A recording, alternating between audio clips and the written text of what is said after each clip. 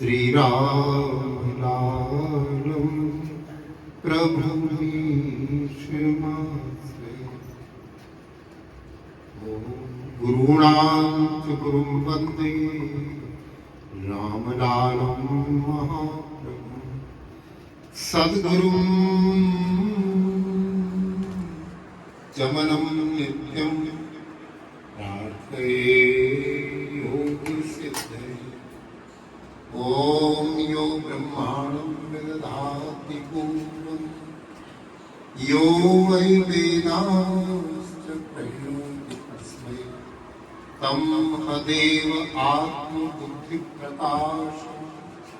मुमुक्षु वै शरणमहं प्रपद्ये। ॐ शान्ति शान्ति शान्ति।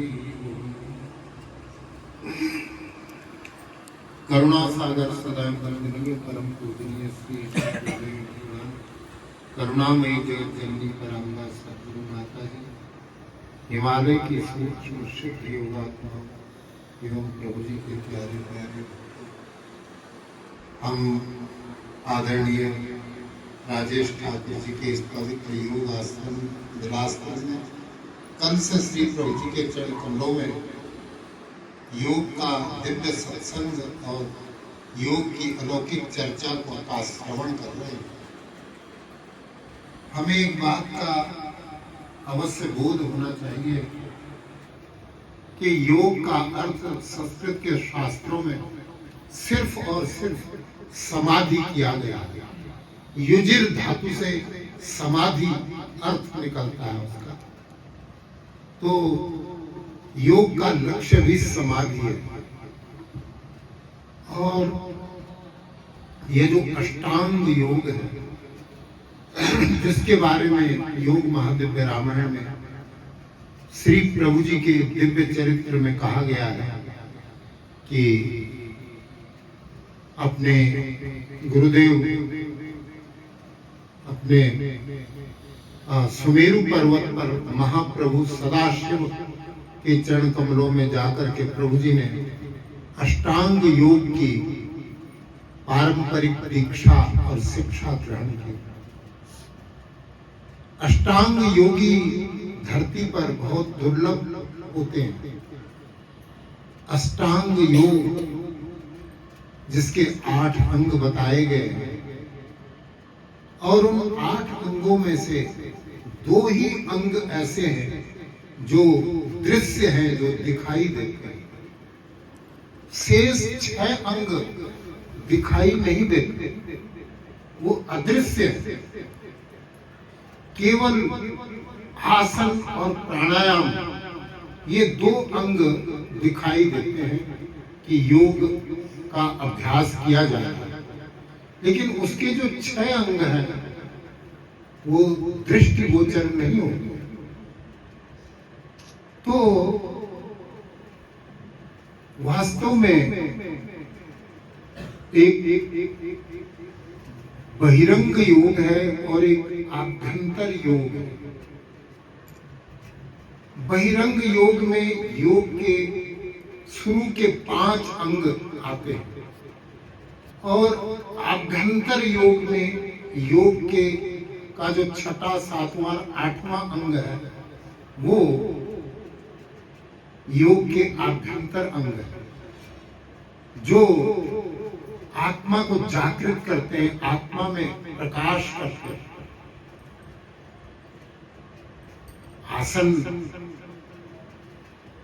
आसन ये जो सत्कर्म है इनसे शुद्धि होती है, बाह्य और आभ्यंतर शुद्धि। आसनों से दृढ़ता आती है, प्राणायाम से लघुता यानी निपुणता, हल्कापन आता है और इसी प्रकार से मुद्राओं से स्थिरता आती है। जैसे कि आदरणीय ठाकुर साहब ने कहा कि मुद्राएं 2-4 मिनट का काम नहीं है। हम ऐसा अनुभव करते हैं कि भाई योगी लोग दिन भर एक ही मुद्रा में भी बैठते रहते हैं, सुबह मैं किसी से एक मुद्रा की चर्चा कर रहा था, उसका नाम है शांभवी मुद्रा। जब दोनों आंखों से हम अपने आज्ञा चक्र को अच्छी प्रकार से देख सकें पूरी तरह से, उस स्थिति में दोनों आंखें ऊपर को उलट जाती है, जैसे मरते समय उलटती है ना आंखें। जब व्यक्ति अंतिम समय में प्राण त्यागता है तो उसकी आंखें उलट जाती है, सफेद हो जाती है, ऐसा लगता है कि आंखें उधर को पलट गई दोनों। अब वो रहस्य तो योगी ही जानेंगे, क्योंकि गीता के दूसरे अध्याय में एक बड़ा रहस्यमय श्लोक आता है। उस श्लोक का वो श्लोक इस प्रकार से है, प्रयाण काले मनसा चलेन भक्त्या युक्तो योग बलेन चैव भ्रूर्मध्ये प्राणमावेश्य सम्यक् सतम परम पुरुषमुपैति दिव्यम। इसका मोटा अर्थ तो यह है कि जब मनुष्य की मृत्यु का समय होता है, प्रयाण काले मनसा चलेन, तो अचल मन के द्वारा भक्ति पूर्वक और योग बल के द्वारा प्राणों को अपनी दोनों भुवों के बीच में आज्ञा चक्र में रोक देता है, स्थिर कर देता है। और भक्त्या युक्तो योग बलेन चैव भ्रूर मध्य प्राणमावेश्य सम्यक्, दोनों भुवों के बीच में अपने प्राणों को स्थिर करके सतम परम पुरुषमुपैति दिव्यम, वह उस परात्पर ब्रह्म का दर्शन करता है। शरीर त्यागने वाला जो जीवात्मा है वो उस परम, लेकिन उस परम तत्व का दर्शन वही कर सकता है जो योग का साधक है, जो योग का अभ्यासी है। तो जैसा कि मैंने अभी कहा कि प्राण त्याग के समय जीवात्मा अपने और उसके जो है दोनों जो आंखें हैं वो उलट जाती है, उल्टी हो जाती है, सफेद हो जाती है। उसी तरह जो शांभवी मुद्रा लगाता है वो अपनी दोनों भुवों के बीच में अपनी दोनों आंखों से देखता है, ऊपर को योगी देखता है। और ऐसा अभ्यास करते करते फिर ऐसे भी योगी होते हैं जो बिना पलक झपकाए पूरे दिन भर, चाहे वो चुपचाप बैठे चाहे प्रवचन करें, उनकी पलक झपकती नहीं है। और आप उनको किसी भी दिशा से देखें, इधर जाकर देखें, इधर जाकर देखें, सामने जाकर देखें, ऐसा लगता है कि वो आपको ही देखते हैं। एक साथ लाखों लोगों पर उनकी दृष्टि टिकी होती है। शांभवी मुद्रा, जिस मुद्रा में भगवान शंभु यानी शंकर बैठते हैं। आदिनाथ से उपजा चेतनता का सार। आदिनाथ भगवान शिव है और चेतनता क्या है? कुंडलिनी जो है, जिसको सर्प हमने देखा उनके गले में। तो ये जो अष्टांग योग में धारणा, ध्यान और समाधि, ये जो तीन अंग हैं, इनकी एक साथ जब स्थिति होती है तो योग के बड़े विचित्र अनुभव होते हैं। अभी योग से रोगों के निवारण की भी चर्चा होती रहती है, लेकिन वास्तव में स्वास्थ्य के लिए अलग शास्त्र भी निर्मित है। शरीर के स्वास्थ्य के लिए एक अलग शास्त्र, जिसे आयुर्वेद शास्त्र कहा गया है, वो भी वेदों से निकला है, वो भी वेद का अंग है। लेकिन अच्छा, दूसरी बात यह है कि कहा गया कि शरीर माध्यम खलु धर्म साधन। शरीर की रक्षा इसलिए करनी है कि उसमें रह करके ही हम साधना करते हैं, अपने सभी कर्म क्रियाकलाप करते रहते हैं। हिंदी में भी पद्य कहते हैं कुछ संत लोग कि पहला सुख निरोगी काया, दूसरा सुख घर में हो माया, तीसरा सुख सुलक्षणा नारी, चौथा सुख पुत्र आज्ञाकारी। ये हिंदी में है ना, संस्कृत में तो बहुत श्लोक है कि भाई सुख क्या है।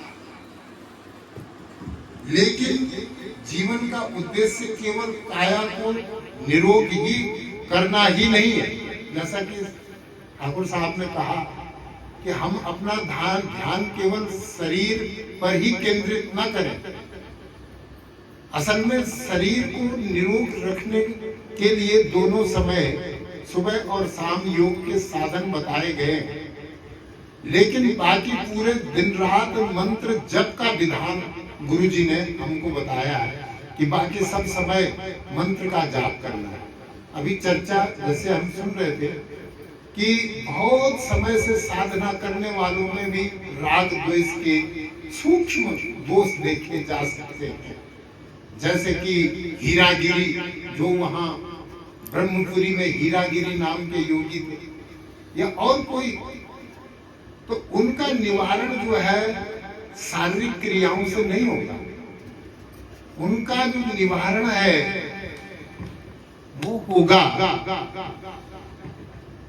मंत्र जाप से। मंत्र जाप जो है वो मंत्र जाप से ही मानसिक विकारों का निरोध हो सकता है, मानसिक विकारों का निवारण हो सकता है। अगर हम ये सोचें कि पहले हम अपने मन को शांत करेंगे तब ध्यान करेंगे, तो वो दिन जिंदगी में कभी नहीं आएगा कि मन पहले शांत हो जाए और तब ध्यान में करें। वो दिन कभी नहीं आएगा। मंत्र का जाप करते करते, भगवान का ध्यान चिंतन करते करते अपने आप मन शांत हो जाएगा और समाधि, ध्यान और समाधि के लिए वो तैयार हो जाएगा। अगर केवल शारीरिक, एक बार हम महेंद्र जी के साथ बैठे, हम रोडू में किसी काम से किसी शिविर को लगाने गए। महेंद्र जी के मन में आया, उन्होंने देखा इस जगह राजयोग विश्वविद्यालय ब्रह्मा कुमारी, तो महेंद्र जी ने कहा चलो यहाँ पे वो आते हैं, देखते हैं क्या है। हमने कहा चलो। अब हम वहाँ ब्रह्मा कुमारी ईश्वरीय विश्वविद्यालय, वो उसमें उनके केंद्र में गए, राजयोग। हमने वहाँ प्रणाम किया, बैठे। वो जो बहन जी वहाँ थी, बहन जी बैठी थी, तो उन्होंने कहा आप लोग कहाँ से? आपने कहा हम यहाँ योग का शिविर था, उसमें तो चर्चा शुरू हुई। तो उन्होंने कहा कि आप ये जो आसन प्राणायाम वगैरह करते हैं तो यही करते कराते होते योग? तो मैंने कहा नहीं बहन जी, ऐसी बात नहीं है। असल में हमारे यहाँ भी ये बात बताई जाती है कि शरीर को स्वस्थ रखने के लिए आसन और प्राणायाम आदि क्रियाएं, लेकिन भवसागर से मुक्त होने के लिए, जन्म मरण के बंधनों से मुक्त होने के लिए और स्थिर आनंद की प्राप्ति के लिए जो है मन को बस में करने के लिए राजयोग का अभ्यास किया जाता है। क्योंकि अगर शरीर स्वस्थ नहीं होगा, रोगी होगा, तो हम ध्यान नहीं कर पाएंगे। हमारा ध्यान केवल रोग पर रहेगा। मुझे ये रोग है, मुझे ये बीमारी है, परेशानी है, मन। इसलिए हम अपने शरीर का सुबह और शाम उसको का शोधन करते हैं। जैसे अपने घर में झाड़ू पोछा लगाते हैं, उसके बाद उस घर में खाना पकाना और काम होता है, उसी प्रकार से इस देह में हम निवास करते हैं, तो इस देह की शुद्धि करते हैं। उसके बाद खैर वो बहन जी से उन्होंने कहा आपने मेरी सरस्वती को जगा दिया, आपसे बड़ी मिलकर प्रसन्नता हुई, आपने मेरी आत्मा की सरस्वती को जगा दिया। ऐसे वहां बातचीत हुई। तो वास्तव में जो शारीरिक क्रियाएं हैं वो केवल शरीर के स्वास्थ्य के लिए, शरीर की दृढ़ता के लिए, लेकिन जैसा कि कहा गया कि जो मानस रोग है, काम, क्रोध, मद, लोभ, मोह, मत्सर, ये जितने भी रोग हैं, मानस रोग, अगर ये नष्ट न हुए, जैसे कह रहे थे कि प्रभु जी को मन में बिठा करके तब, तो प्रभु जी ये जो अगर किसी कमरे में कूड़ा कचरा कबाड़ कीचड़ पड़ा हो तो वहां आदमी बैठेगा नहीं, पहले उसकी सफाई करेगा। साफ सुथरा धोएगा पोछेगा फिर वहां बैठेगा। उसी प्रकार प्रभु जी काम क्रोध मत लोभ मोह मत्सर के कीचड़ और गंदगी में नहीं बैठते, पहले वो गंदगी साफ होनी चाहिए। जब साफ सुथरी हो जाएगी तो प्रभु जी उसमें विराजमान होंगे, तो वो दृष्टिगोचर भी होंगे, वो नजर भी आएगा। लेकिन वो जो कूड़ा कचरा है वो मंत्र जाप के द्वारा साफ होता है। मंत्र जाप उसकी झाड़ू है। सफाई का एकमात्र साधन हमारे पास मंत्र जाप है, दूसरा कोई साधन नहीं है। ठीक है, आसन जो है इनके भी बड़े ऊंचे उद्देश्य। आसन हम करते तो है पर उनके गुण दोषों का हमें पता नहीं होता। जैसे हम शीर्षासन करते हैं, अगर शीर्षासन में ध्यान किया जाए तो वो विपरीत करी मुद्रा हो जाती है। लेकिन अगर केवल शीर्षासन किया जाए तो पहला लाभ उसका ये होता है कि मेमोरी बहुत तेज हो जाती है। दूसरा, ऐसे व्यक्ति को भूख बहुत तेज लगती है। तीसरा, जो पुरुष संबंधी रोग हैं वो जड़ से खत्म हो जाते हैं। जहां दवाइयां काम न करती हो वहां वो जो शीर्षासन है, वो शीर्षासन ऊर्ध्व रेता बनाता है। रेता का मतलब, रेतस का मतलब वीर्य होता है। वीर्य का जब ऊर्ध्वगमन, वीर्य का एक स्वभाव है पानी का या वीर्य का, अधो उसका जो है अधोमार्ग अधोगति, नीचे को उसका प्रवाह होता है। लेकिन जो शीर्षासन करता है उसके वीर्य की गति ऊपर को हो जाती है, मस्तिष्क की ओर। उससे उसमें बड़ा चमत्कारी परिवर्तन आ जाता है, उसकी बुद्धि में, उसकी मेमोरी में, उसके स्वास्थ्य में और उसकी अनुभूतियों में। तो ये हर आसन, और इन आसनों का जो वर्णन है वो तंत्र शास्त्रों में भी है।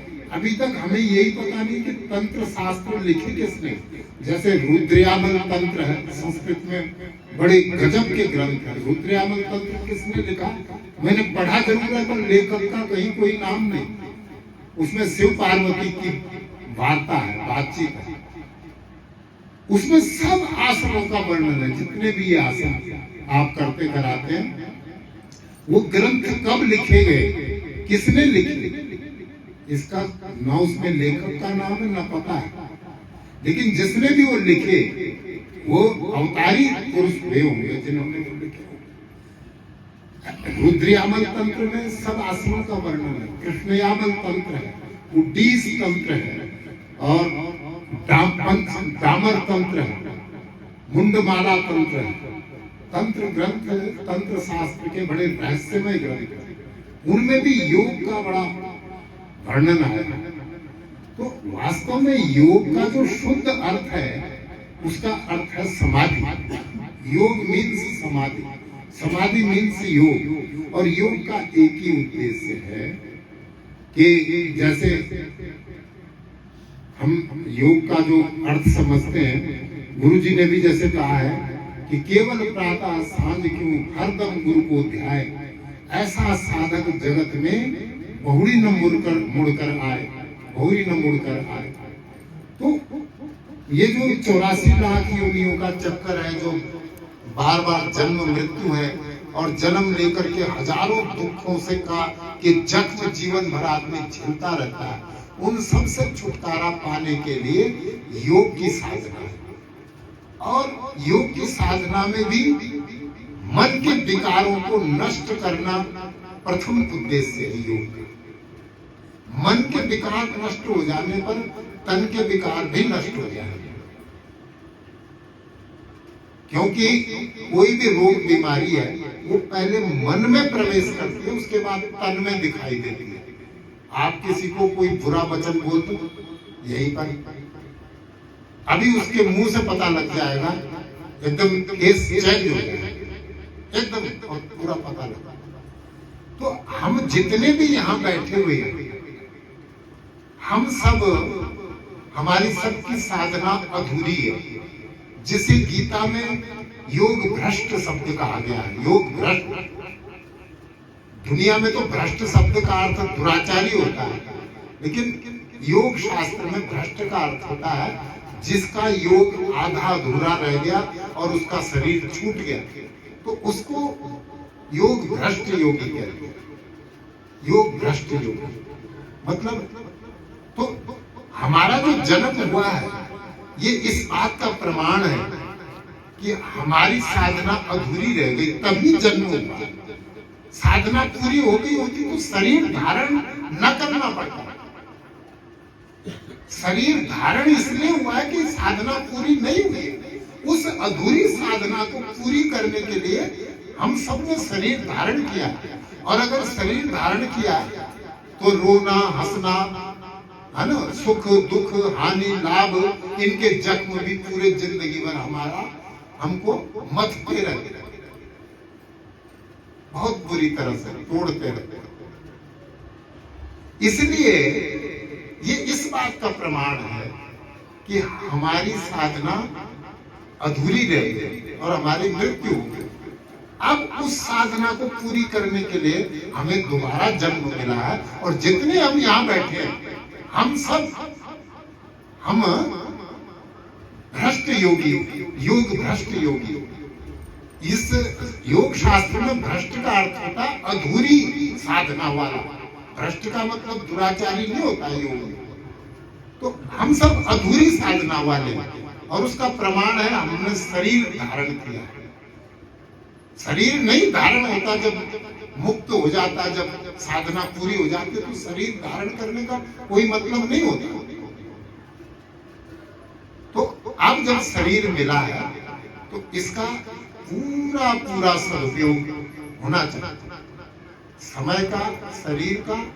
और तो हमारे गुरुदेव ने यही हमको कहा कि सुबह शरीर के लिए करो, हो सके तो शाम को भी थोड़ा करो, और मंत्र को 24 घंटे जपो।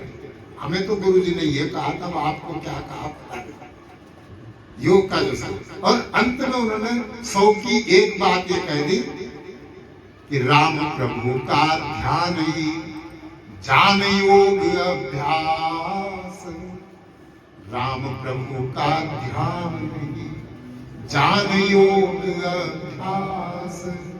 सिद्धि शीघ्र ही मिलत है सेवक का विश्वास।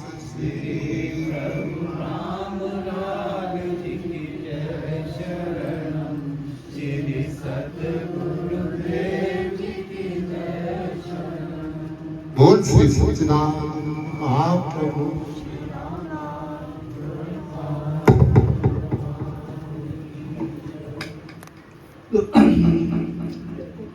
आदरणीय डॉक्टर साहब का बहुत सुंदर उपदेश हमने सुना, तो ऐसा शौक पैदा हुआ कि हमारी साधना अधूरी नहीं रहनी चाहिए, अगली बार जन्म लेना ही नहीं है। बस जितने आगे आगे हैं आपको दोबारा नहीं अब नीचे करना पड़ना। तो चलो खैर, अभी तो प्रभु जी भी मुक्त नहीं है, रामकृष्ण भी नहीं है। हाँ, रामकृष्ण भी मुक्त नहीं है। संसार के कल्याण में सब जुटे हुए हैं, और जब तक इनका ध्येय अपना पूरा नहीं होता, ये तो कोई कार्य लेके आए हैं, लेकिन उस कार्य में हमको भी भक्तारी पुरुष है ना, वो शरीर में भी बंधे हुए नहीं है, लेकिन कोई कार्य लेके आए हैं। लेकिन मुक्ति के हिसाब से ये भी नहीं है, कोई कार्य में ये भी बंधे हैं। तो वो कार्य है हमारा कल्याण, मनुष्य मात्र का कल्याण। तो और इसको बड़ी गंभीरता से देखो। अगर संजीदगी से इस मैटर को नहीं लेंगे तो फिर हम लक्ष्य को प्राप्त नहीं होंगे। और बड़े संजीदगी से लेना, बहुत ही लगन के साथ करना पड़ता है। प्रभु जी कृपा करें कि हम गंभीरता से संजीवता के साथ और प्रभु पर विश्वास करते हुए हम अगर चलेंगे तो फिर कोई रास्ता जरूर मिलेगा जहाँ हम आनंद को प्राप्त हो। अब रीना जी भजन सुनाएंगे।